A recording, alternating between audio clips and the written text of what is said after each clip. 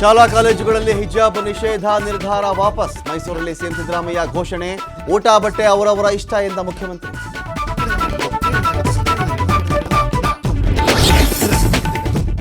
ಹುಬ್ಬಳ್ಳಿಯಲ್ಲಿ ಗುರು ಶಿಷ್ಯರ ನಡುವೆ ಮಾತಿನ ಸಮರ. ಅಭಿವೃದ್ಧಿ ನಿಲ್ಲಿಸಿದ್ದಾರೆ ಎಂದ ಮಹೇಶ್ ತೆಂಗಿನಕಾಯಿ.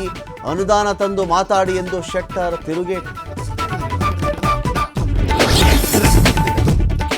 ಚಿಕ್ಕಮಗಳೂರು ಜಿಲ್ಲೆ ಮೂಡಿಗೆರೆಯಲ್ಲಿ ದತ್ತ ಜಯಂತಿ. ಮಸೀದಿ ಮುಂಭಾಗ ಮೈಕ್ ಆಫ್ ಮಾಡಿಸಿದ ಖಾಕಿ. ಮಾಲಾಧಾರಿಗಳು ಮತ್ತು ಪೊಲೀಸರ ನಡುವೆ ಮಾತಿನ ಚಕಮಕಿ. ಮಂಗಳೂರಲ್ಲಿ ಮತ್ತೆ ನೈತಿಕ ಪೊಲೀಸ್ ಗಿರಿ. ಅನ್ಯಮತೀಯ ಜೋಡಿ ಮೇಲೆ ಹಿಂದೂ ಕಾರ್ಯಕರ್ತರ ದಾಳಿ. ಹಲ್ಲೆಗೆ ಯತ್ನಿಸಿದವರು ಸ್ಥಳದಿಂದ ಪರಾರಿ.